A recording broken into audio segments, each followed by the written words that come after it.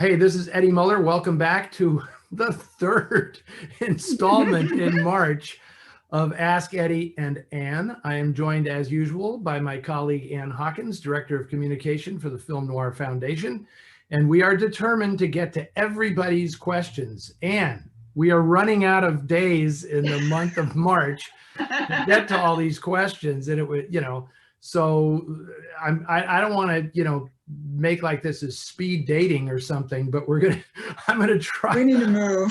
I shall endeavor to get through this pretty quickly, but as usual, something is gonna trigger us and we're gonna go off on a tangent, or so it'll be interesting to see what that is. So there you go. I'm curious about Hollywood hairstylist Helen Hunt. I've watched Gilda, the lady from Shanghai in A Lonely Place in the Big Heat, that she was the actress's hairstylist and she worked for Columbia Pictures. I've looked her up in Wikipedia, but there's limited information on her other than a story about what she did to Rita Hayworth's hair and hairline for Gilda. She must have been very brave and was certainly talented to take on responsibility for these women's hairdos. Do you know if there's a good book or a chapter in a book about Helen Hunt's life? She must have had some good stories to tell about Hollywood. Sharon. Okay, well, unfortunately, this question is going to be longer than the answer because I really don't know that much. One little bit of clarification is that Helen Hunt helped raise Hayworth's hairline, not specifically for Gilda. That was just done before that because she made a lot of pictures at Columbia before Gilda, and they dyed her hair as well. It's interesting, there's one of the great new things I got in the new edition of Dark City is because I wrote about Rita Hayworth at some length in the original edition, but I found this fabulous photograph of her before all of that, before they did the electrolysis and before they altered her ethnicity. And I'm using that in the book, setting up the thing, saying this is Margarita Cancino as she was in, like, I think it was 1936 or something, the photo, and it's just gorgeous. But she clearly is Mexican in this photograph. And then, you turn the page and it's the poster for Gilda, and you see the full transformation that they put her through. But I don't really know that much about Helen Hunt. It's interesting. The stylists, the wardrobe people are just starting to get their due and being discussed, regularly as part of cinema history, but the stylists less so. So it would be interesting to know more about her. But I have nothing else to say about that. I'm sorry. Whoever asked that question, I apologize for not having a better answer, but that's how. There you have it. And that was Sharon's question. Sharon. And this one is from Andy. What are some of the campiest film noir? I recently rewatched Beyond the Forest and thought that, and even though I hardly think it's a masterpiece, I had more fun watching it than a lot of better films. Two other films I think are somewhat campy and overwrought are Decoy and The Strange Woman. Now, this is an interesting question. So let's share this one. And I have long had a little problem with the notion of campiness. Yeah. I get it. It's almost like I have to see the person who thinks it's campy in order to determine whether or not they're allowed to think it's campy. And I'm sure there are a lot of movie fans out there who love the old films, who know exactly what I'm talking about. Like, especially at Noir City festivals, this was always a big deal, that the hardcore people got really annoyed by the people who didn't come all the time, who thought all the films were campy. And so they're laughing their asses off at stuff that, the rest of us, the initiated, don't necessarily find laugh out loud funny. It's not that we don't see it or we don't get it or that we don't recognize the anachronisms that make something campy. But I think that films work on their own internal logic. And if you know a film that everybody's kind of phoning it in and they're just screwing around, then I will laugh. Like I laugh uproariously at Desert Fury every time I watch it, because it's so obvious that they're playing a game in the making of that movie, that they're just seeing how much they can sneak by the production code before anybody notices what's going on. So, and that creates a certain very high camp aspect to that film. But when I watch Decoy, as goofy as that movie is, I accept it on its own terms. And I don't really laugh. I laugh in that squirmy way that you're so delighted that this movie is as sick and as twisted as it is, and that Jean Gilly is just giving it up. She's great in that film, you know. Anyway, I know I haven't. I said Desert Fury. That's my pick for the campiest noir. How about you? Well, I want to say one thing, which is I think also a lot of times with people laughing at films is I'm finding more and more that people can't process emotions when they watch films. Like they have to be cynically detached. Like it's like they're afraid to feel anything or to be caught feeling something, you know, and that's just really, you know, and I'll never forget the time I was in a film class and I was watching Stella Dallas with Barbara Stanwyck for the first time.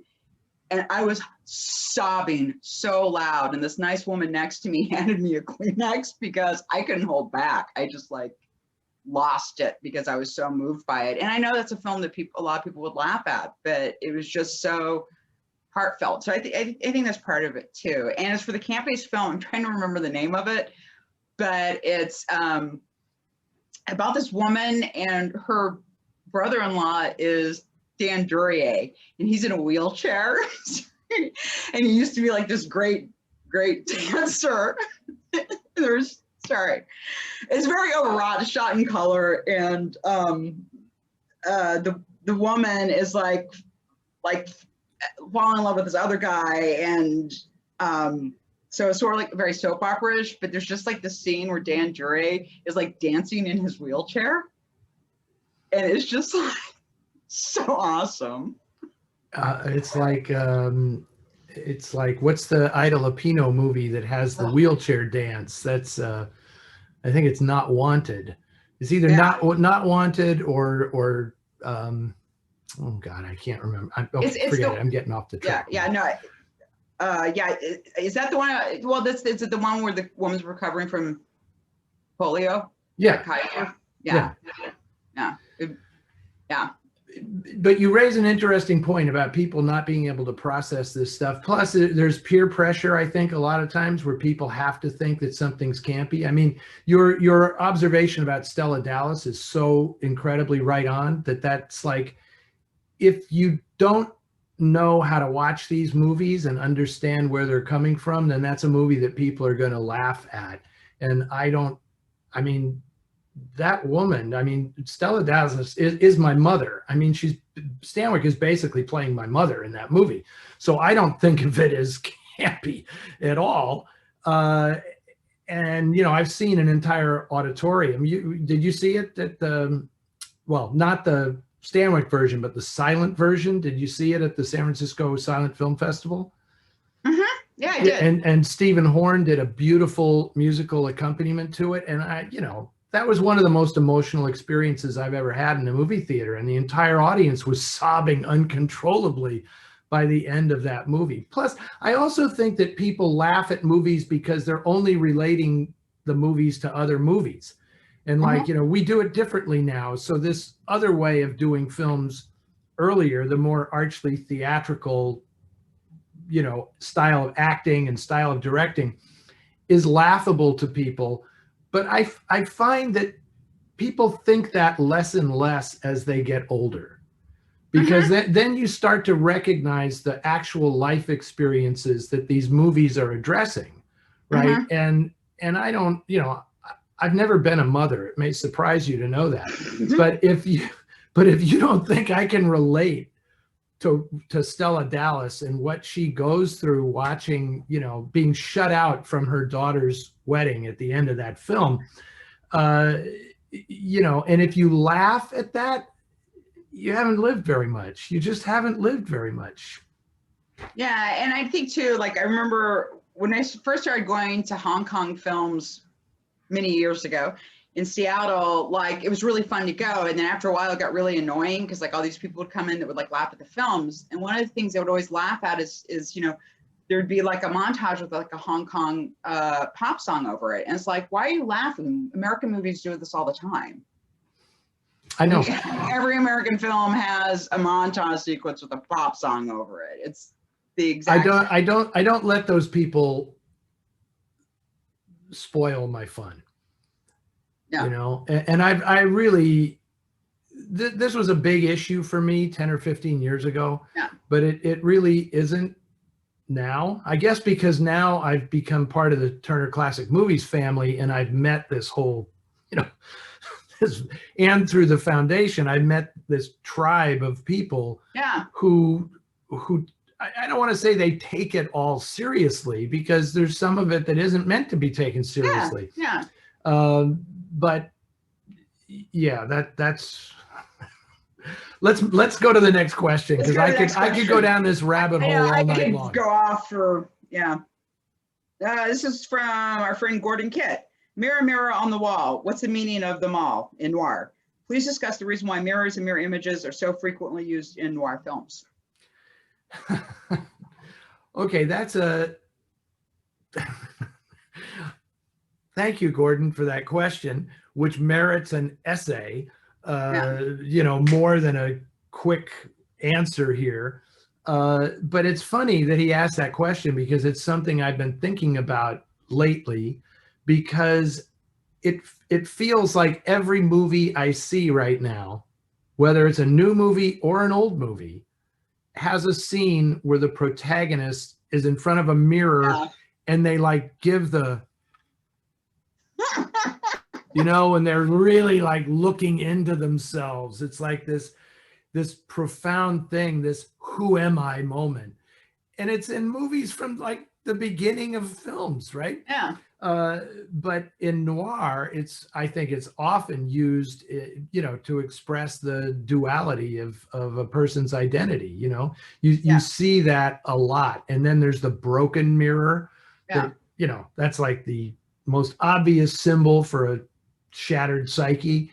And then there's stuff like the film we showed the British film we showed a few years ago during our art in noir series, Corridor of Mirrors. Which, there you go, it's right in the title, you know. By the way, great film. I really, really enjoyed that film. I highly, highly recommend it. Yeah, you can get it now, I think, on Blu-ray or DVD or something.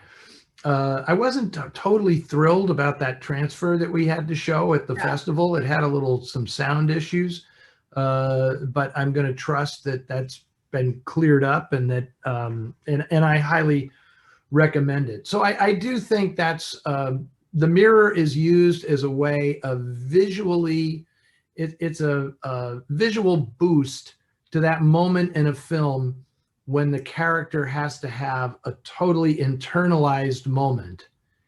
And how do you Sorry. What's going on now? Was that cat accident? No, it was my phone. Sorry. Oh. It was my sponsor. But. Oh, well, okay. Well, we better let me know if you have to take that, Ann. No, she has to take my calls because I'm the sponsee. She's my sponsor. I don't have to take her calls. Oh, okay. Very good. Very good. So, you know, that it's that moment when the mirror always comes into play.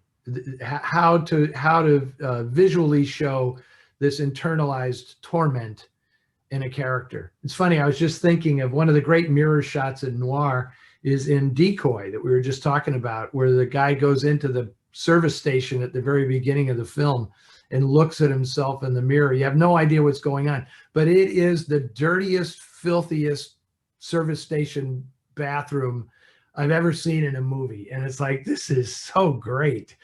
No, I mean, this is a nice touch. And I think a lot of times too, it indicates, you know, duplicity, you know, and that someone's bringing forth their false self. And if people really want some good mirror action, Douglas Sirk Oh yeah. He is the king of using a mirror. And also one quick thing on corridor of mirrors is that Christopher Lee has a tiny little part in it. He does. Very early in his career. Yeah, so beautiful. So this is from Michael, and thanks for answering my questions regarding your Seattle origins in the latest Ask Eddie. You had partially answered it the week before when you said you ran a video store in Seattle. I was curious, what were the 2 movies Eddie introduced at SIF which spurred your interest in following him? Okay, first of all, following him is it makes it sound like the end of Morocco, like I took off my high heels and followed you into the sand. Or it makes me sound a little bit like Charles Manson. Yes. And also if someone could let me out of Eddie's basement, that would be great. So I don't remember. And I'm trying to remember it was like the first time you presented at Seattle. And it was 2 films. And you're certain it was at SIF and not at the Seattle Art Museum? No, it wasn't at the Seattle Art Museum because I always had to work Thursday nights because everybody else got scared. Okay. Sorry, the Noir series there. It's SIF. Was it a secret cinema screening? No, it's just 2 films you picked. I'll bet one of them was The Window. I have a memory of showing The Window and something else at SIF. I know I showed the Brasher doubloon at SIF, but that was part of the secret cinema series where you couldn't announce what the film was because there were rights issues involved. Yeah. And so you just, and it was kind of a members only screening or something. So it wasn't like SIF was actually charging admission. It was like a members screening, but that was the last time I was able to show the Brasher doubloon in an actual theatrical situation. So anyway, okay, we whiffed on that one. We don't know the answer to that. Neither of us know. And this is from Paul. We know about Eddie from many sources, but very little about Anne. Please give us a little backstory. She's very knowledgeable on film and such, but we don't know much else. What is her day job that she refers to? Aside from the film and Cats, that Charlotte, we don't know much. Please close in on Anne. She's the perfect sidekick to Eddie and funny too. I should have read that question because it's weird that you have to read that about, this. Clearly, Anne, you're developing your own fan base here. That's fabulous. Great, thank you. And I appreciate people's interest. I'll do this quick. I was born in Oklahoma. I lived there until I was a freshman in high school. Then, as I mentioned before, I was in London for all 4 years of high school. Came back to the States, went to the University of Colorado, Boulder, and I've been interested in film since I was quite young. And after I graduated from university, I actually stayed in Boulder for a little less than a year, but I had the best job I've ever had, which is I worked for Scott Woodland at the video station in Boulder, which was the most amazing video store. And we had everything. That was like the best job. It was so awesome. And then I moved to Seattle, and I was in Seattle for 15 years. I worked at Blockbuster, the Scarecrow Video, and then I managed on 15th Video. And then I came down here. And and when I was in Seattle, I actually did like 3 different shows on public access. So I was a film reviewer for one show, and then I had a partner and we did In the Celluloid Loop, which is where we pick a topic or a director and each pick 5 films and discuss them and show clips, which was really fun. And then I did my own show called The Lively Arts, where I did different things. It was a lot of film stuff. So I do like an in-depth thing on a filmmaker that I liked, or I would do like a radio show recreations, or interview people that do radio drama. Had like different guests that would talk about theater or whatever. So, and then I moved down here. Yeah. Oh, and my day job is I am an office coordinator for Myers Plus Engineers. So if you need engineering plans for a building, give me a call. Oh, yeah. I'll be curious to know if you get any takers on that. Well, never hurts to throw it out there. They're nice people. They do, and they're very professional, and they do a great job. Fantastic. Okay, that was great. The little thumbnail sketch, the thumbnail bio of the lovely Ann Hockens. This is from Veda. You've turned me on to so many noir films I hadn't seen before. One of my favorites is A Woman's Face with Joan Crawford. I really like the starkly divided operatic 3 acts, each with a newly transformed Anna. Each version of it seems to take up exactly a third of the film. Are there any other noirs like this film that have this type of 3-act character transformation structures? This is, of course, in addition to the standard setup conflict resolution plot structure. If this question is too stupid, feel free to toss. Well, I have a couple of questions about this question. And she sort of got to it when she said, besides the standard 3-act character arc. Okay, so everything that came to mind, I just tossed out because that's kind of the way all these things work. I'm curious. She says, you've turned me on to a lot of great films like A Woman's Face. I have never shown the Joan Crawford version of A Woman's Face on at any festival or on TCM or anything. The Ingrid Bergman version I have shown, and I really like that movie. I actually preferred a bit to the Hollywood version. I don't know. This is a tough question to answer because I have to parse out, like, was there something, where it's so demarcated, obviously, in the structure. This requires a lot of thought that I don't actually have time for right now, but I will definitely consider that, because do you have one? Does anything come to mind for you? It's not a noir, but now Voyager. Okay, I guess I could see that. Yeah, it's funny. A Joan Crawford movie to a Bette Davis movie makes good sense. It's interesting. I mean, there are a lot of things that pop into my head, but I'm hesitant to say them because I haven't put them to the litmus test. I'm thinking of stuff like Hollow Triumph, like the Paul Hunread's character. Oh, now Voyager. That's maybe why I thought of that. That goes like he becomes 3 different people in the course of the movie. Literally becomes another character at one point. But that's an interesting question that I'm unprepared to come up with a quick, good answer for. Yeah, and I have to admit, I actually prefer the Hollywood version of A Woman's Face. I love Crawford's performance so much in that movie. I mean, I understand, because it is a little Hollywoodized. And I think in some ways the original is more sophisticated, but I love Joan Crawford's performance so much in that film. Okay. I need to go back and look at it again then. If you say so, Ann, I'm going back and looking at it again. It's really her performance. Okay, and this is from Tyler.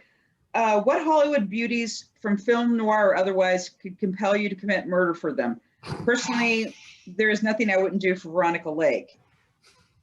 Okay, so that's the first question. Then he has a second question. I don't know how to answer this question. Is the question like what actress could talk you into committing murder? Because that's different than which one would you commit murder for if you didn't even know her. I could compel you to commit murder for them. So at their behest.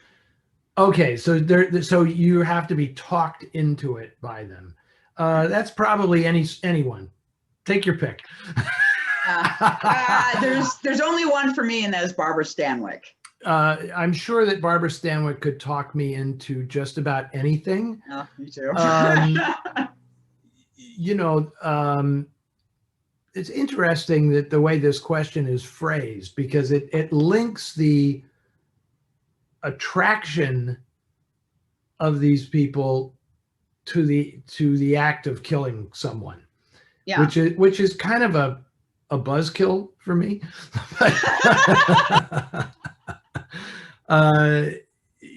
You know, it's so funny because James Elroy and I used to do this all the time. It's like, if you had the time machine, Eddie, and you had one night and you could go back, who you going back for?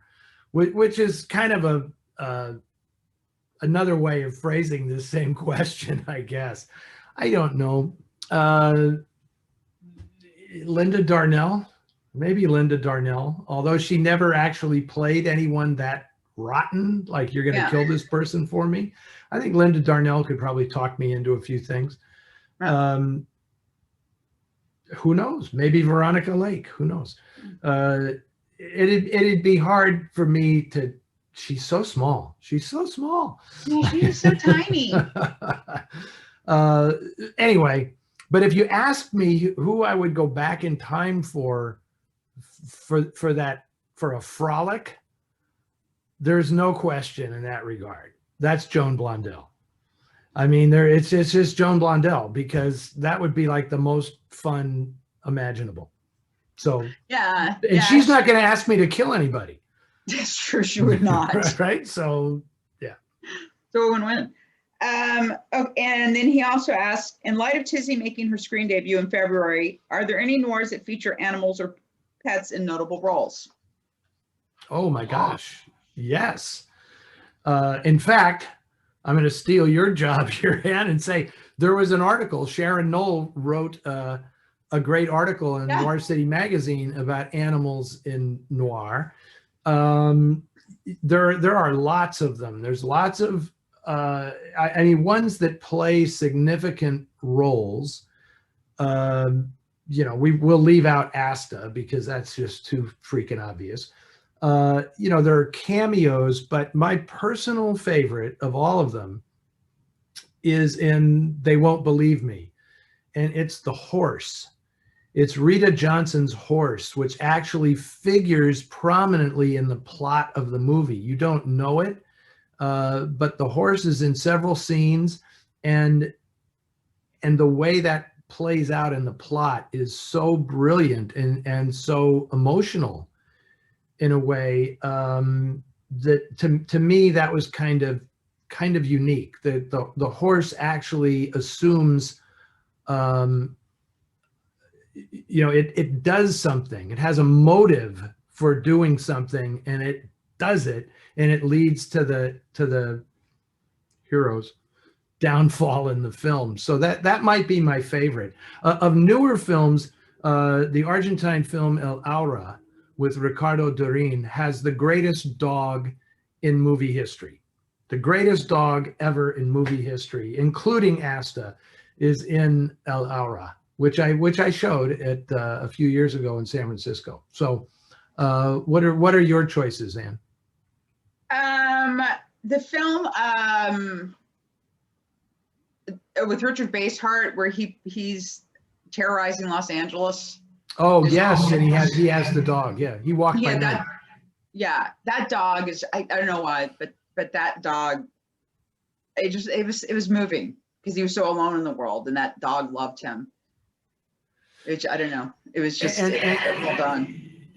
No, you're absolutely right, because think of that character without the dog, and it's just a totally different thing, you know. And it was also saying something beautiful about animals, because you know, man's best friend, and the dog wasn't judging him. Yeah. Right? Yeah. And you know, he took good care of the dog, you know. Yeah. Yeah, it's very interesting. There's a lot of pets. How about the parrot in The Killing? Right? Marie Windsor's bird in The Killing is a good one. Yeah. You know? Anyway, Yeah. there's a lot of them, but I forget what issue it is. But if you go to the Noir City magazine site and go through the back issues, it's featured on the cover. It says, you know, animals in noir, and Sharon did a really, really nice job with that article. Yeah, and is name of the film? Oh God, with Conrad Veidt. Is it The Man Who Laughed? The one where he's got the where he's got the face, the Glasgow rictus. smile. Yeah, Yeah. that has the greatest dog of all time. Well, When I watched it in the theater, of course he was a wolf, but at the end, when the dog, he saves the day. I don't want to spoil it in case you haven't seen it. And the audience went insane. I have never heard the audience of silent film theater, who are a very responsive audience, but everyone went out of their friggin' minds when that dog saved the day. It was awesome. It's one of my favorite ever cinematic experiences. Okay, and I recently watched Tension with Richard Basehart and thought it was one of the best noirs I'd seen in some time. Do you have any tidbits of trivia about this movie that is now a favorite? No, not really. I mean, it was a pretty, it's pretty high level, studio craftsmanship. I think it's Alan Rifkin wrote the screenplay, and of course John Barry. I'm not sure. I don't think it was the last movie. No, of course not. He did. He ran all the way after that. But yeah, I like the movie very much. It always cracks me up that we're supposed to believe that all Basehart does is put on a pair of glasses, and he's unrecognizable to everyone. It's like now everybody's, if you're in Tension world, everybody watching this right now is saying, where'd Eddie go? That's not Eddie. That guy's wearing glasses, so that's a major conceit in Tension, right? Yeah. Is like nobody recognizes him because he put on a pair of glasses. Yeah. It doesn't spoil the movie. Yeah. And I liked it because it was I'm not giving you any behind the scenes stuff, but it was kind of fun to see Sid Charisse in a non-dancing role, Yeah. which not that I want to see too much of that, because if you got Sid Charisse in a movie, she should dance. Yeah. But yeah, I like that movie very much. Yeah, it's a good film. I did not get the name of the person on this one, so my apologies to whoever asked this. No, that's because it starts with "This is Gene." This is Gene. That's why his name is down below. This is Gene from Germany, and here is my question. Film noir seemingly often presents a struggle to overcome a love-hate relationship between heterosexual man and woman to establish a normal life. But in film noirs are also images of queerness and homosexuality widely available, aside from the often negative connotations inscribed into characters as Waldo and Laura. Do you see an impact by writers or directors to put a coded positive representation of queerness into film noirs? I would say that there are more. My way of answering that question, Gene, is to say there are more queer characters in noir than any other genre in Hollywood. I can't say that it's a positive representation, but then again, I don't think it's a negative representation by virtue of the fact that they are electing to make the characters gay when there isn't an overwhelming need to do that. Is that positive or negative? I don't really know, because we're talking about a genre in which most of the characters are duplicitous people doing bad things. So I don't know. I mean, the coded stuff, I mean, here's a question for you, Anne. I've always kind of imagined that Eve Arden was gay in most of her film roles. Like in Mildred Pierce, I've always thought that was Mildred's gay friend. I didn't think she was gay. She was too cynical about men. But that's what I mean. At what point do you start projecting it into the film as opposed to it clearly being there, like in The Maltese Falcon, where it's clearly there. Yeah. Or in Desert Fury, where it's clearly there. you know, and Laura, where Waldo, you know, it's pretty clear about Waldo, and you know, and Gilda with Balin Oh, yeah. and Johnny, and you know, I did that list of these things, which is in the Noir City magazine also. Yes, it is. You know, the hitmen and the big combo, the relationship between Barry Sullivan and Vittorio Gassman and the Cry of the Hunted is pretty coded. It's pretty blatant. So all that stuff fascinates me. I don't. Anyway, the point of Gene's question was there more of an effort by people writing noir to put a positive representation of these characters on screen? And I would have to answer no to that. But I would say, I think the fact that they did it so often says something. Yeah. You know, and are they saying, oh my God, you know, we're depicting this weird criminal underworld. Let's make sure it's populated by gay people as well, because that's, you know, twisted and weird. Or are they just letting it be? Like, you know, I just showed Odds Against Tomorrow, and, you know, Richard Bright plays this low-level hoodlum, Coco, and he's clearly gay in the film, but there is nothing about the depiction of the character that is inherently negative beyond the fact that he works for a gangster. Yeah. You know, he comes on to Harry Belafonte in every scene they're in together. Like, there's stuff where he's clearly, oh, let me buy you a Cadillac, you know, handsome man. And it's like, wow. But they're not making anything of it. And Coco isn't punished, or he's, you know, he's one of the few okay characters in the movie, right? Anyway, so that's a long-winded way of kind of not answering Gene's question. Yeah. And everybody would hit on Harry Belafonte. He was beautiful. No kidding. No kidding. Oh, gorgeous man. Okay, this is from Ralph. Just curious about what I refer to as historical period noirs. Eddie showed Reign of Terror at a prior TCM film festival. I also think of Orson Welles' Black Magic as a noir. What do you think of these period films? Can you think of any other period pieces that might qualify as noirs? Also, if Black Magic is not a noir, what about Reign of Terror that makes it a noir? Interesting. I think we've kind of touched on this in previous conversations, where I don't think that wardrobe defines noir. So films like Hangover Square and The Suspect, So Evil, My Love, and stuff like that are kind of Edwardian, I absolutely think they're noir.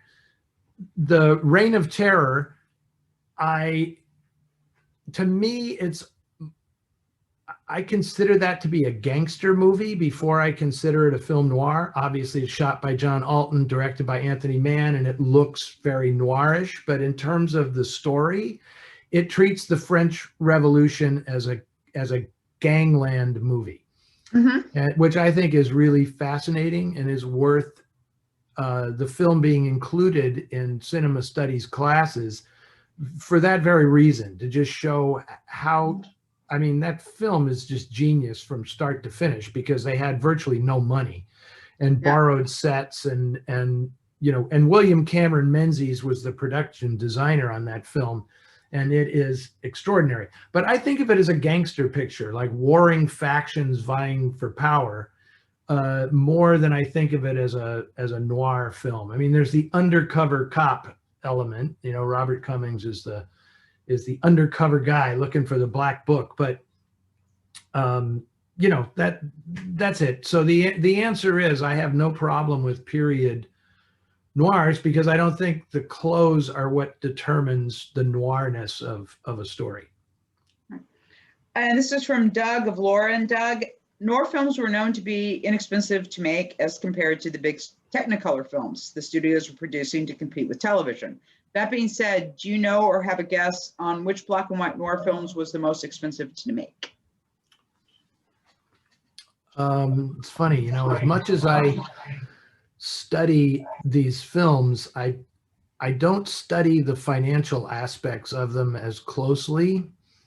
So I'm only going to hazard a guess, but I would guess The Postman Always Rings Twice. The 46 Postman Always Rings Twice, because it was MGM. Yeah. Because by nature they spent more money. Proudly, they spent more money than other studios. They paid to get Garfield, to borrow him from Warner Brothers. And obviously Lana Turner was at the height of her popularity. And so those two were eating a big percentage of the budget. And I presume there was a longer production schedule on that film. I don't want to be snarky and say that's because Tay Garnett was drunk a lot of the time, but that was true. And, there were a lot of delays in production of the film that I'm sure led to cost overruns, which they earned it all back, thank goodness. That would be my guess.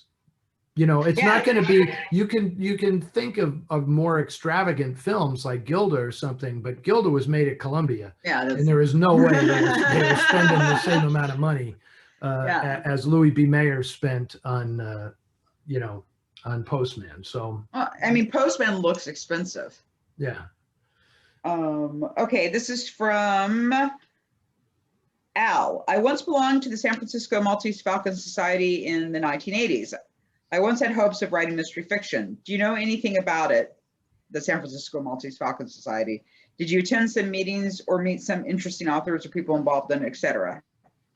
Any good stories? I never belonged, but I don't know that much about it, but I know all the people who are, the Hammett scholars in this area. Don Heron, who has done the Hammett walking tour forever, is a buddy of mine. And of course, Bill Arney, the voice of Noir City, who ended up living in Hammett's apartment, is a good pal. And there are a number of other people, very involved in the Hammett legacy that I know very well. But let's face it, I'm not a big joiner. I don't join clubs necessarily. So I was not part of that society. This is from Kirsty in Seattle. In a reply to a recent question about noirs set in Vancouver, Eddie mentioned Alaska filmed and set Cry Vengeance. That reminded me of Ring of Fire set in Washington and filmed in Oregon. Could we get Eddie to comment on it? Sorry. Yeah.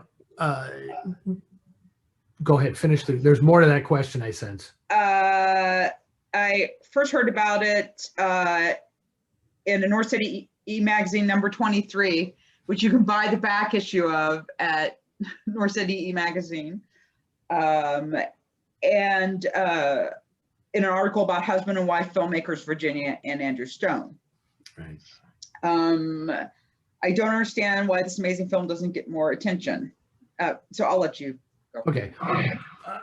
It's a really good film, and it doesn't get more attention because it was made by the Stones, and the Stones were independent filmmakers, and their films were only distributed by the studios. I'm gonna say it was Fox that distributed that film. I'm not entirely positive, but what happens is those distribution deals lapse, and then if the studio doesn't own the movie anymore, they're not going to show it.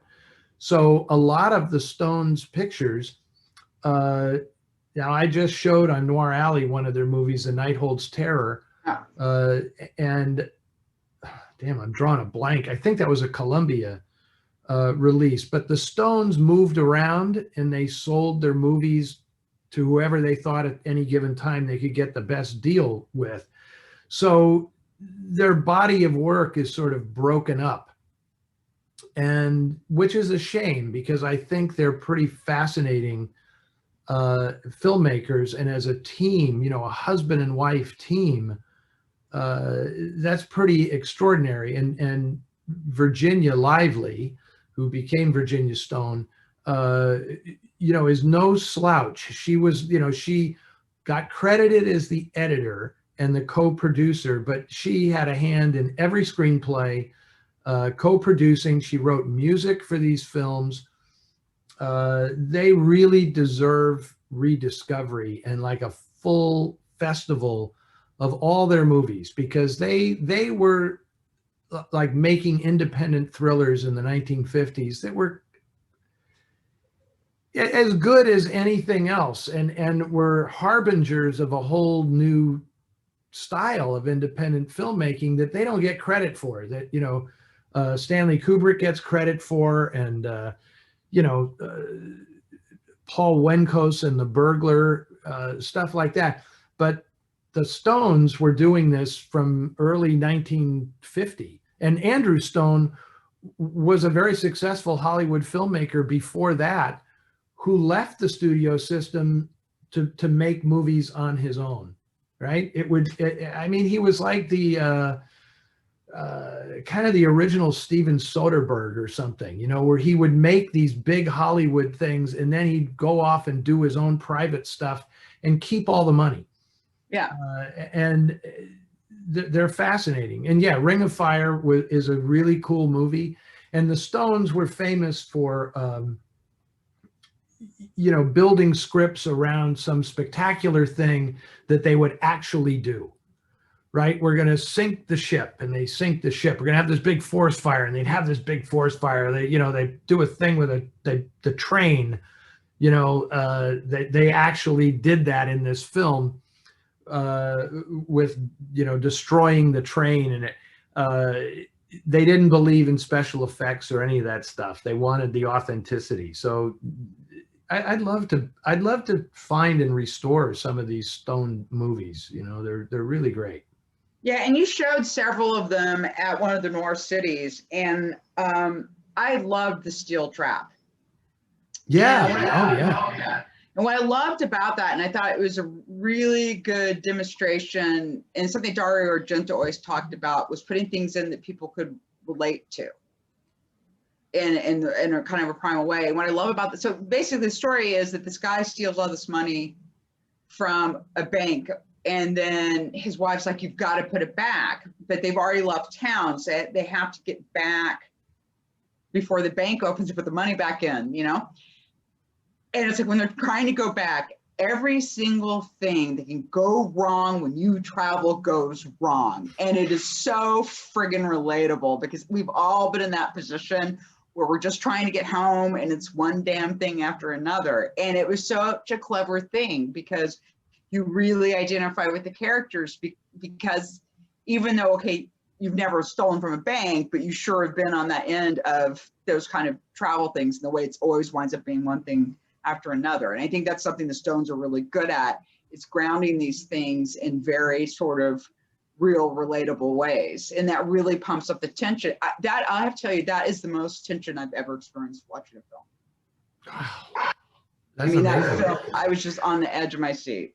And you know that he'll correct me if I'm wrong, but I think that's Foster Hirsch's favorite noir film, is The Steel Really? Trap. Yeah, because that film is amazing, because it is the most bourgeois, middle class film noir imaginable, because the guy is just sick of his life and he just wants to escape into a new life. So he concocts this plan to rob the bank, but he doesn't really tell his wife. Yeah. And then they're leaving the country and she's like, we can't do this. Are you crazy? Yeah. And so instead of it being a heist film that leads to a big shootout and all of this action stuff, it's literally, as you've so perfectly described it, all this mundane stuff about him trying to break back into the bank and put it back and put everything back in its place so that life is normal again before his crime is discovered. And like, what could be, it's funny because I can't think of a more mundane plot in a way. But as you say, the tension is, and the suspense is incredible in this film because we can relate to it, you know? Yeah, and I think part of the relatability is also the couple and the way they interact. Like what you just said, it's like he does this without telling her. And it is that classic thing happens if you've ever been married, where your spouse does something that's kind of a big decision without your input. And you're like, you know, so there's that. Plus, it's also kind of funny because now we know what happened to Uncle Charlie and his niece. Exactly. because it's Joseph Cotton and Teresa Wright are the married couple, and it's like it took me a little while to get over that when I saw the film the first time, because it's like, oh my God, Charlie married her uncle. This is perverted. But there was that current in Shadow of a Doubt. Oh. The first time I saw that film, and he's in the kitchen with her, and he puts the ring on her finger, I like literally almost passed out. I was like, I can't believe you put this in here, and that no one noticed. Well, that's kind of what makes Shadow of a Doubt so exceptional is that whole, her finding her uncle so attractive. And anyway, let's go on to the next one, because I'm going to get sidetracked. Yeah. I'm curious as to both of your opinions on who is likely to write the first great neo-noir COVID lockdown novel or screenplay. And will it be well received 1 year after return to normal life? 5 years, never. And that is from Paula. I have no idea, but I'm sure there are many of them underway right now. You told me about, I haven't seen it yet, but you told me about like the COVID horror movie. Post, which you can watch on Shudder, which is great. It scared the crap out of me.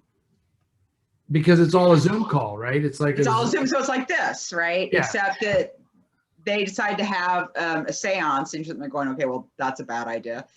And then one of them mocks the process, and they're going, well, that's a bad idea. And then it becomes a really bad idea. I don't know what it's going to be like.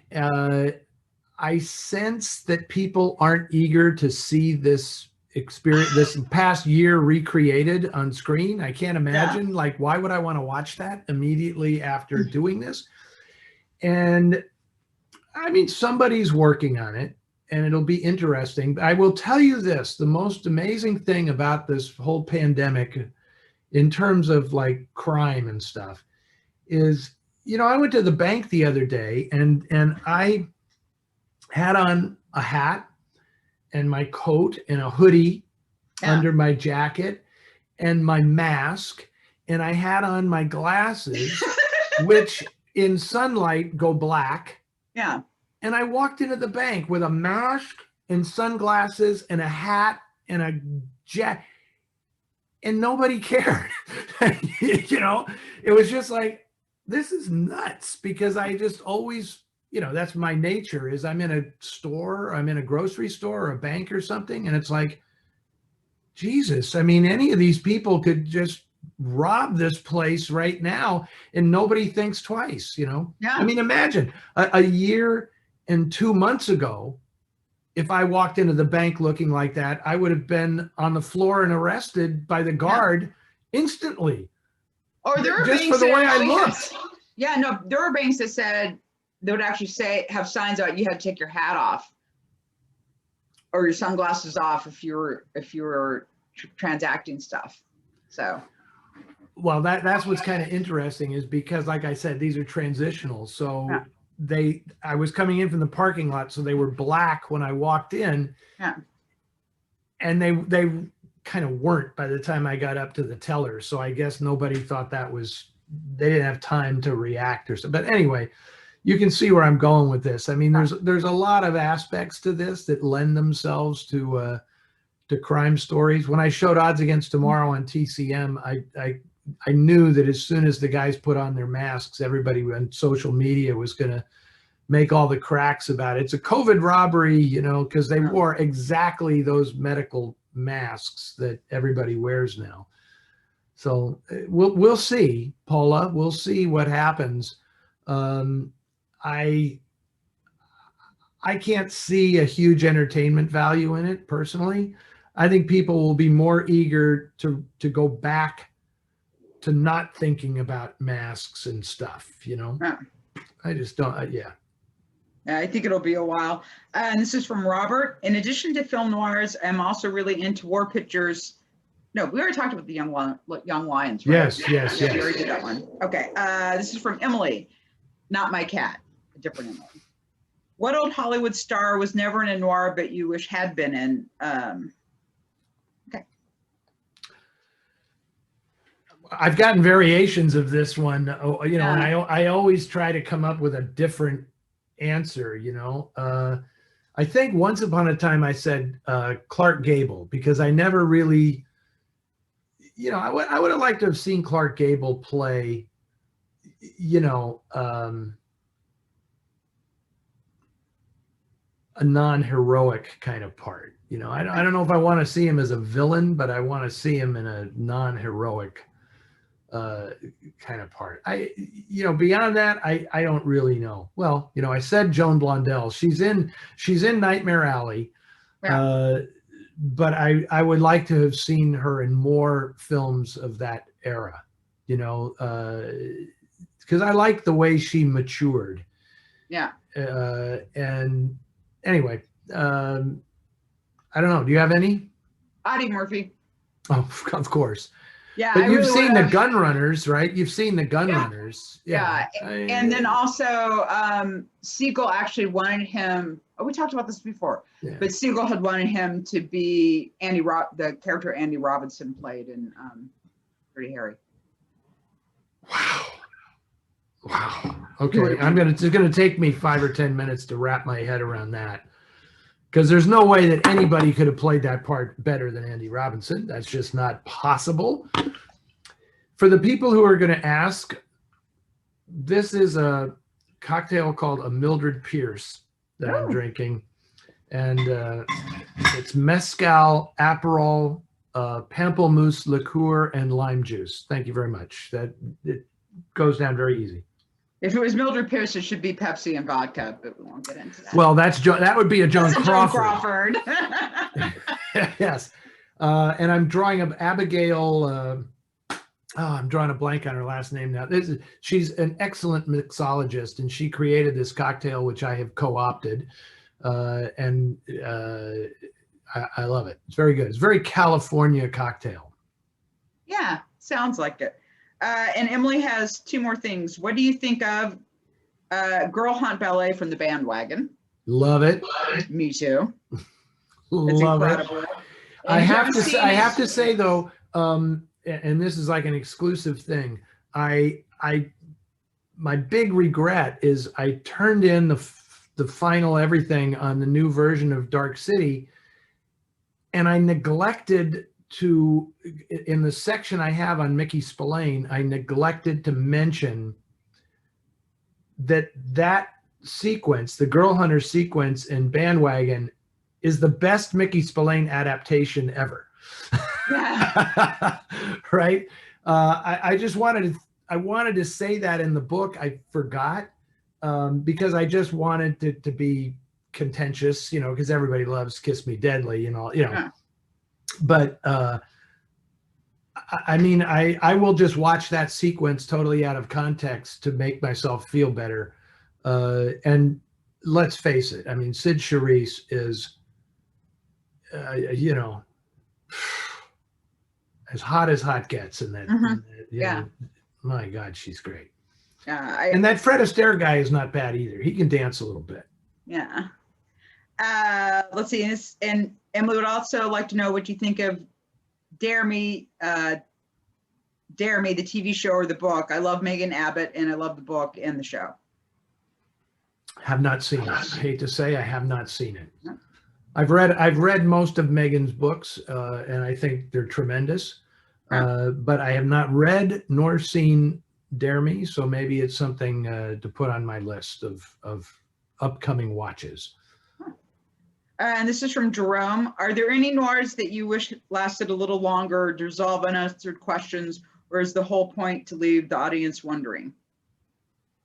I don't know that I have ever seen a movie that I thought I wished that. I mean, there are movies that I love so much I wish they went on, but that's I like movies that end ambiguously. Me too. And so I have no problem when a movie's over, it's over. And I totally respect the artistic decision. Like, this is where we're ending. So I don't ever, especially after the last 30 years of Hollywood movie making, like, can you stop now? can you just end the movie now, please? It ended Yeah. 20 minutes ago. So I'm kind of conditioned that way. When a movie just suddenly is over after 86 minutes or something, that usually pleases me rather than disappointing me. Yeah. Your sound's a little off. So hopefully Uh-oh. us. Make sure my microphone is in the right place. And Yeah, and I like things, I like ambiguous things. You know, I mean, I like those kind of endings too. And then also sometimes I will make up what I decide what happens next. Which I also is kind of fun. Like, okay, what happened to this character? Okay, I decided this happened to that character. I do that. I do that all the time. Yeah. Like that's honestly, that's how I think up a lot of stories and things. Is like, so what happened next? Yeah. You know, it's not like I want to actually see it in the movie, but it's great No. to think about it. You know, like what became of these people after the movie ended? Yeah. You know, because, you know, it's funny. I did that today. Sorry, this is going to be a quick digression. I'm looking at our clock here to see how we're doing. You know, TCM is doing this thing because in March, it's March Madness, the basketball, you know, the college basketball thing. And they're doing one for Noir Alley where it's brackets of noir villains. Yeah, I saw that. And like competing noir villains. And they in the first round, they very stupidly put Veda Pierce against Kathy Moffat from, you know, Jane Greer from Out of the Past versus Anne Blythe from Mildred Pierce. And like, there's got to be a winner for badness between these two. And in this vein, I said, well, you know, they're the same person, because people don't know that, you know, at the end of Mildred Pierce, right, her mom turns her over, and then she's obviously got a good attorney that gets, you know, that argues that she killed Monty in self-defense, right? They're gonna totally buy that. You know, he pushed himself, you know, forced himself on her and she shot him in self-defense. So she does like 3 years for, you know, voluntary manslaughter at Tehachapi, and then she gets out and then she moves to New York to try to make it on Broadway. And her big sponsor there is this gangster named Whit Sterling, and she changes her name to Catherine Moffat, and it's the same character, right? I mean, it works age-wise. I mean, right? Anne Blythe is like 16 or something in Mildred Pierce, and Jane Greer was 22 and Out of the Past. So it's the same woman. I argue it's the same woman. Sounds good to me. Second question, are there any noirs where if you could, you jump into them, and what character? Gosh, I don't know. Nobody makes it to the end of most of these movies. So, you know, I wouldn't want to do that. I mean, I said something like this. There was, TCM did a thing about if you could live in a movie, which movie would that be? And I took it literally, like a place, not a movie world. And I said, yeah, I want the house in Leave Her to Heaven. I want that New Mexico spread in Leave Her to Heaven. That's where I want to live. But I don't really want to get killed by Gene Tierney in order to have that house. So I don't know. How about you? Is there any movie that, like, I need to be in this film? Oh, The Thin Man. Oh, well, that's, yeah.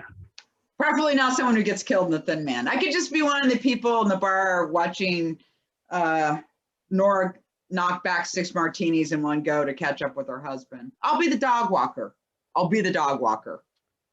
Fair enough. My wife and I, Kathleen and I, have tried to do our best, Nick and Nora, for 35 years now. And when we were first going together, we jokingly called ourselves Dick and Dora. and then she just started calling me a Dick instead of Dick. No, just kidding. You know, and we have a cat, not a dog, and we never missed cocktail hour. Oh. So we're kind of living the dream in that respect. Okay. Doug asks, I'd like to mention a made-for-TV film noir you may or may not have heard of, Dr. Cook's Garden, 1971, directed by Ted Post, based on a play by Ira Levin. It stars Bing Crosby in his only villain role. Are either of you familiar with it? No, I've not even heard of it. But man, and Ira Levin script, and Ted Post was a good director. Yeah. And Bing Crosby is the villain.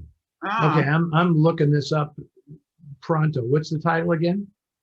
Dr. Cook's Garden, 1971. I really want to see this too. That sounds great. Okay, I love the villain stuff. Cameo. Oh, you've got somebody. Oh, yay! Hello, pussy. Look at this ball. Look at this. Hey, Tiz, look, your fans are out there. Look at this. I know. Oh, you're getting a little too much light on you. But this is the Tiz. Oh, look how you sweet. just woke up? I can't believe you can just. Let's see how long she'll be nice here. Well, so longer than Charlotte, because I would have just already lost my arm. No, she's very cool. Tizzy's very cool. So I'm glad that this is an episode where we get a Tizzy cameo. No Charlotte, no Emily, no Milo. So Tiz is just going to chill out here. So, okay, let's move on. We don't want to stop the show with Tizzy, but. Marcia, this is from Marcia. Earlier in February, you were discussing women in noir writers. Ruth Rendell came to my mind. Her book, A Judgment in Stone, was made into Charbonneau's La Cérémonie. I was also thinking about two William Castle films, Homicidal and Macabre. They're both creepy and enjoyable, but I think Macabre is very Noirish. Your opinion? Okay, that's a good call on that. La Cérémonie is a great film, very scary film with a horrific ending. I just last week I did an interview with Jacqueline Bisset, who is the star of that movie, a Zoom interview thing with her that will be on the TCM Classic Film Festival, the online Classic Film Festival, and we talked about that film. And I have always wanted to show Homicidal as a midnight show at Noir City in San Francisco. You would make me so happy. It would bring the freaking house down, because it is such a blatant ripoff of Psycho in every way, but it has its own insane charm about it. And if people, I'm going to make sure you're not messing with my microphone, Tiz. If people have not seen that movie, I would never spoil the surprise of the film, but it's so great because William Castle is like, how do we outdo Hitchcock with that thing in Psycho? And then he figures out some weird way to do it in the movie. And I love Homicidal. I'm going to confess, I haven't seen Macabre. I haven't seen it, so I have that to look forward to. But oh my God, Homicidal with the great Richard Rust is in it early, and look at this cat. Look at this. Oh cat. God, it's so sweet. Yeah, I love Homicidal. I love that movie. And I have seen Macabre. I own a copy. Oh, okay. Is it good? Yeah, it is, and it is much more like a noir. It's a lot like God. He did another film. The Hollywood Story, which is based on a true silent film, notorious murder during the silent film period. And that's very noirish as well. But Homicidal is more like a horror film, I think. That it's funny. It's funny you say that, Anne, because that's the Hollywood Story is now my answer to an earlier question. Like, is there a movie that you wish went on a little bit more? I felt like the Hollywood Story ended very abruptly, and there was a lot more to that case that, was based on the William Desmond Taylor murder case. and it's a very entertaining movie, and you get to see a lot of 1950 Hollywood location shooting in that film. But I felt that there was one more plot thing left undone in the Hollywood story. So anyway, and he's done a few good noir films. When Strangers Marry is good. Oh yeah. I mean, and Undercurrent is a good film, and Johnny Stoolpigeon is a William Castle movie that needs to be seen, that Universal has kind of buried away. But those are all really, really good movies. And this is from Bill. Can you say something about the life and career of Sam Levine? I thought of him when you were talking about a movie cast solely with supporting actors. I've never seen him give a bad performance. He's spectacularly versatile, and I think he could play every role you mentioned. Yeah, I love Sam Levine. What's not to like, sadly he didn't get to be Nathan Detroit in Guys and Dolls, which was a role that he played on stage. But he's great in everything. He's great. He's so Sam Levine reminds me a bit of Arthur Kennedy, not in ethnicity or anything, but they're actors who are always good. They're always good, and they're always incredibly natural on screen, so that you barely notice that they're acting. I mean, Sam Levine is so great in The Killers, and he's great in Crossfire, and he's Arthur Kennedy is one of those actors as well that sometimes in a movie he throws things a little out of balance because his style is so modern. He is such a naturalist actor as opposed to other people who are acting. Have you seen Crash Out, the Prison Break movie with William Bendix and Gene Evans and Arthur Kennedy and Luther Adler? See, that's exactly the thing. Like, Luther Adler was a theater trained actor from an earlier generation. Yeah. And then Arthur Kennedy was a New York theater actor from just like 10 or 12 years later, and everything had changed. And so Luther Adler is just acting his ass off in this movie, and Arthur Kennedy is just there. He's just like, every line delivery just seems totally real and unscripted. I both those guys, Sam Levine, I want to see Sam Levine and Sam Jaffe play brothers, like in a black and white version of the Sunshine Boys or something, Those guys are so great. Anyway, so yeah, you see my fondness for the character actors coming out now. Yeah, I mean, Sam Levine is just God, I want to say the brick foxhole. Well, that's Crossfire.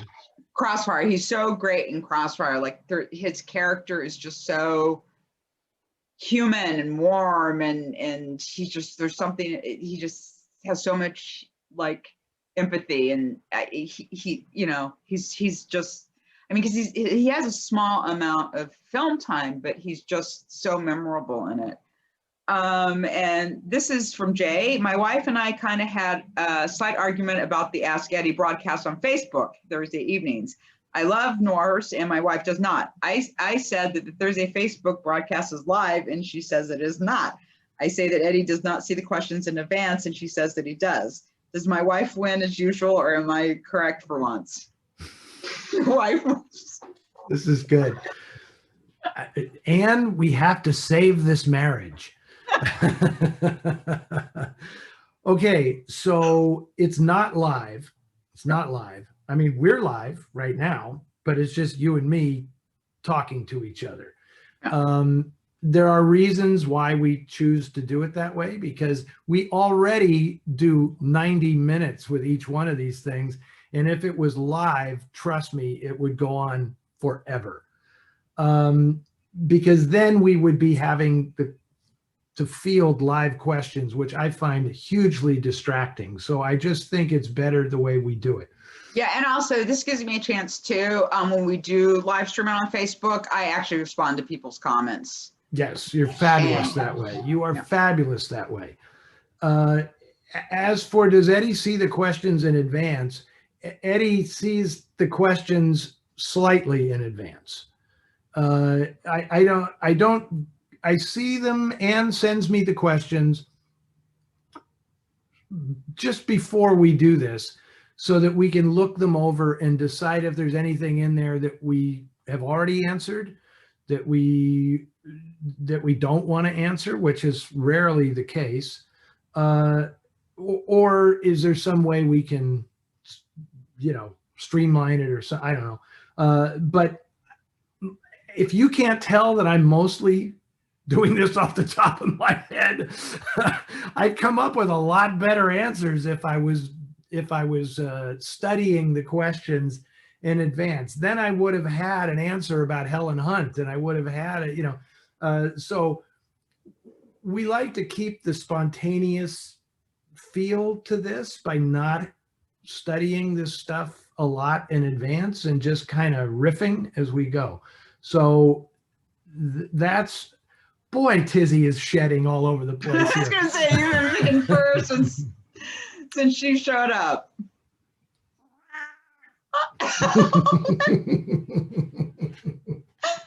That was pretty good. We actually got a sound out of her. That was good. Oh my God. Yeah. So, hey, Kat, you got to open the door to let her in because she's okay. All right. And we had a cameo by your wife. Well, yeah, You can hear her voice. You can hear her. Okay.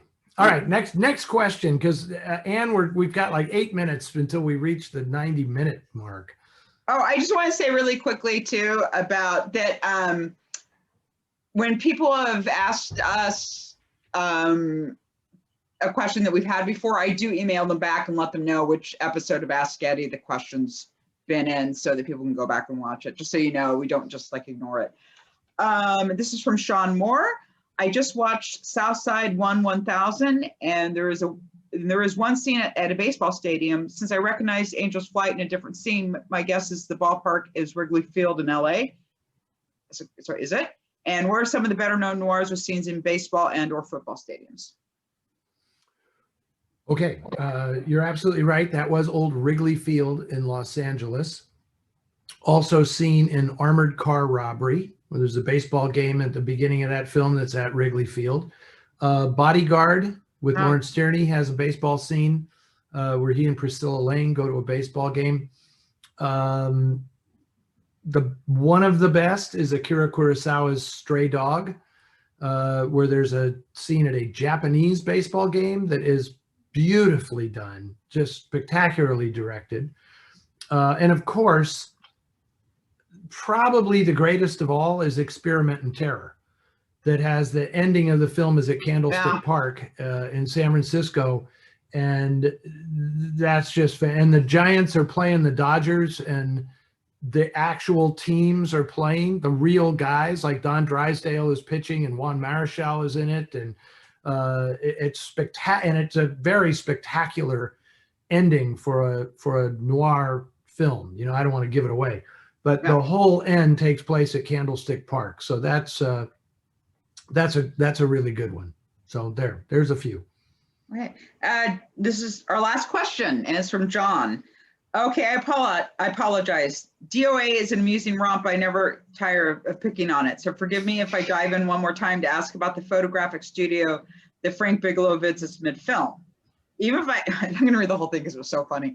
Even if I had but hours to live, I could not help but wonder who in the hell would open a studio in what appears to be Jed Clampett's shack erected in the least commercially friendly venue imaginable, an abandoned industrial complex. Yeah, I know it made for a visually exciting assassination attempt and chase, but come on, even under the influence of a luminous toxin, wouldn't you just have to ask, really? Was it the free parking? How much walk-in traffic could you possibly get in this location? And Eddie, am I right? Okay, wow, that's a lot of stuff there in that question. But I will say this, and this is in no way you know, I'm not being critical of this question at all, but I do find, you know, like if my buddy Lee Langford is watching this, this reminds me of a Lee Langford question, because whenever I host Noir Alley, Lee always sends me an email immediately pointing out all of the illogical things in the story, right? Like, this guy would never do this. Nobody would ever do that, you know, blah, blah, blah. And I can't help, but Lee's a screenwriter as well. So it's like, I know where he's coming from. But at a certain point, it's like, really? You're looking for logic in this? I mean, DOA is not a film that you look for logic in the plot, right? I mean, I challenge anyone to recapitulate that plot to me, like what's actually happening, you know? So yes, they did all of that for the atmosphere and to get him in an isolated location and all that stuff. But I chose to think, the little I have thought about this, that it's obviously some like porno studio, you know. Oh yeah. It's obviously some, you know, it's like where they photographed Elizabeth Short or something. Yeah, nothing good goes on there, right? So you know, I always just, when I encounter these illogical bits of business in a story, my writer's brain always tries to figure out, well, how could you make this logical? And I would just say the photography studio is a front for like a porn operation in 1949 Los Angeles, because there were a lot of them. So, okay. So what is a film where there's something so illogical it threw you out in the movie? I can tell you have one. I do. You mean like where it's like, I can't buy this. Sorry, not buying. Or it just jerks you out. I mean, you can still go back into the movie, but it's so jarring. It kind of, you know what I'm saying? Like, I don't know. Tell me yours, and I'll see if I can think of one while you're. Okay, answering. so there's this French film where there's this woman, and she's like a personal assistant to this other woman, and she's like really terrible to her. And so she decides she's going to kill her. And so the woman's really, it's an English actress. I can't remember her name. And she's real tall, the woman that's being murdered. And the woman who's murdering her is like my height, you know, shortish. And so this is how she decides to murder her. Is the woman comes in and she's like behind her in her murder suit. And she reaches around, stabs her directly in the heart.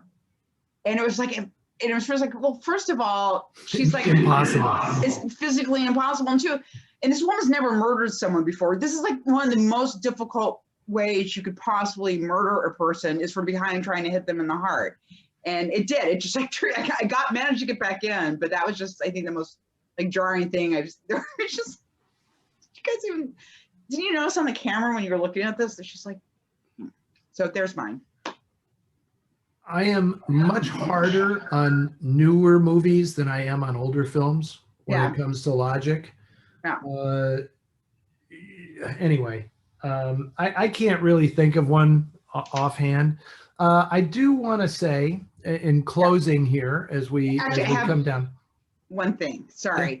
When you said Elizabeth Short, because someone who did, we read a question from them and I missed at the bottom, but she wanted to ask what you thought about the Black Dahlia murder. That's a long story. Yeah. Do you want? I will say that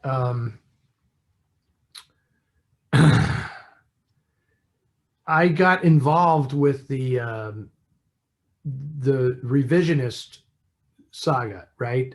Steve Hodell's book, The Black Dahlia Avenger, that he wrote, where he contends that his father, George Hodell, was the actual killer. Yeah. I knew Steve. I got involved in that book when it first came out. I did interviews with him. We did a presentation together where I interviewed him about the crime, and it's very, very complex. I happen to believe that his father, George Hodell, is the most likely suspect. It's not out of the blue. I mean, he was a suspect at the time. And Steve makes a very compelling case. And Steve was an LA homicide cop. And it's a very compelling case, except for one thing. The photograph that got him obsessed with this is not a photograph of Elizabeth Short. It was in his father's possession and triggered it. But as much as I look at that photograph, it's not Elizabeth Short. So it's almost like, this is astounding that he says this is what got him to start suspecting his father was this picture, because I just don't see it. But the rest of the case he makes is very, very compelling. Anyway, on that subject, yeah, because I always like to catch up with you in these things. Like, this is what I saw this week or whatever. Yeah, I saw A Promising Young Woman. Have you seen the film? I've heard about it, but I haven't seen it. Yeah, I watched it this week, and it was very interesting because there's a whole new, the new subgenre of noir is like female revenge movies, and which I think is great because it speaks to how timely noir can be. You know, and I mean, this is not brand new. I mean, this is like Gone Girl and, you know, there's a lot of these movies now. Rosamund Pike is like making a industry out of playing these women. And, but Promising Young Woman was really interesting because I know there's a lot of controversy about the film on social media because, as you know, the plot, it's about a woman who poses as a vulnerable woman to entrap men, and you assume she kills them. I don't know. This is the one thing that kind of I didn't get in the movie, was she has a book of like where she's keeping score, and you see all of this, but you never actually see her killing anybody in the movie. So anyway, I thought the movie was really, really interesting. And my take on it was, it's Cornell Woolrich. I mean, people are talking about this like it's a new thing. Like a Woolrich story. And I said, this is Rendezvous in Black. This is Rendezvous in Black, and the bride wore black. And it's like she's got the list of guys that she's going to track down and get even with. And that's exactly what it is. And the movie is even structured exactly like Rendezvous in Black, where she like dons these disguises and meets these people, and they have no idea who they're dealing with.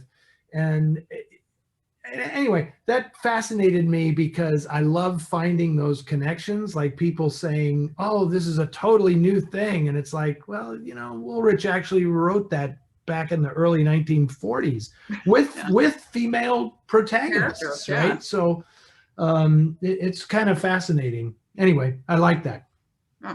And I also highly recommend a documentary called Made You Look, that's about this famous art forgery case in New York earlier in this century that is really fascinating. I'm a huge sucker for art forgery stuff, and any kind of crime in the art world. I love it because it speaks to the insanity of how art is monetized.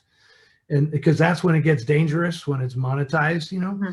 And I thought that documentary was really interesting. If you haven't seen it, if anybody watching wants to watch a really good, like 90-minute documentary about how somebody gets away with high-level art forgery. I mean, forging like Rothkos and Pollocks and stuff. It's an extraordinary film, and you learn who the people are, and you meet the actual culprits of this crime, and it's fascinating. It's a really, really great documentary. Okay, that's it.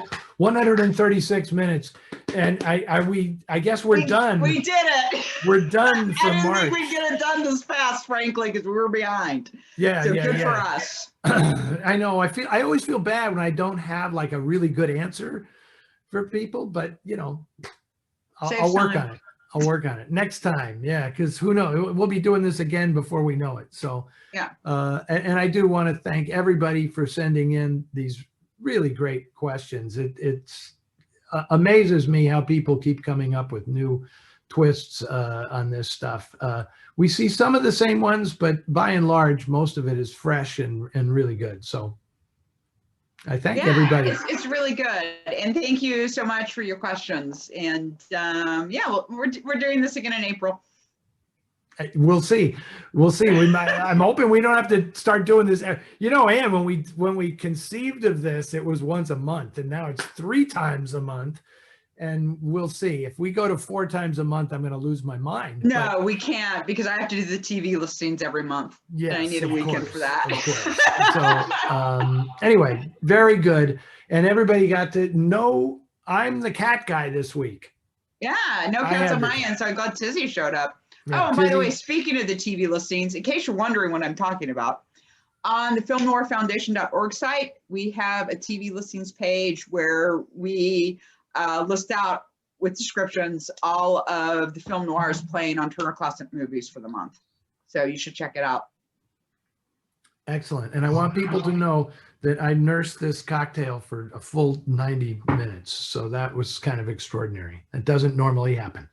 Usually, okay. And we will see you next time. Okay, see you guys in April. Thank you. Thanks a million. Come back.